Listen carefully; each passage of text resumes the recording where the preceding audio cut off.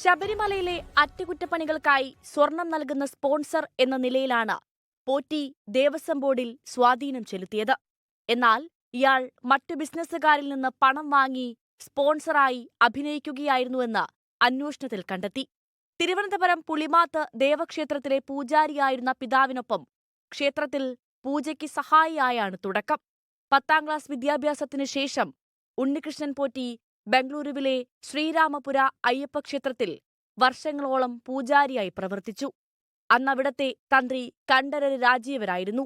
ആ ബന്ധമാണ് ശബരിമലയിലേക്കുള്ള പോറ്റിയുടെ വഴി സുഗമമാക്കിയത്. 2004-ലെ മണ്ഡലകാലം മുതൽ ഉണ്ണികൃഷ്ണൻ പോറ്റി ശബരിമല സന്നിധാനത്തുണ്ടെങ്കിലും 2007 മാർച്ചിലെ ഉത്സവകാലത്താണ് തന്ത്രി കണ്ഠരര് രാജീവരുടെ പൂജാ സഹായിയായി മാറുന്നത്. 2012-ൽ കീഴ്ശാന്തിയായി താൽക്കാലിക നിയമനം ലഭിച്ച പോറ്റിയെ 2014-ൽ ശബരിമല മേൽശാന്തിയുടെ സഹായിയാക്കി.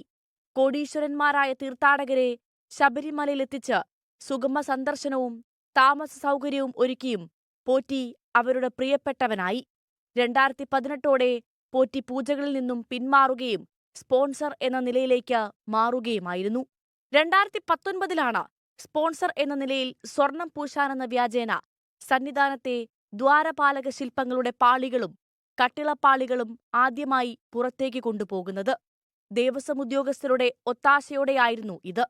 നിലവിൽ ദ്വാരപാലക ശില്പത്തിലെ സ്വർണമോഷണത്തിന്റെയും ശ്രീകോവിലിലെ കട്ടിളപ്പാളിയിലെ സ്വർണമോഷണത്തിന്റെയും പേരിലാണ് ഉണ്ണികൃഷ്ണൻ പോറ്റിയെ പ്രതി ചേർത്തിരിക്കുന്നത്. Research desk 24.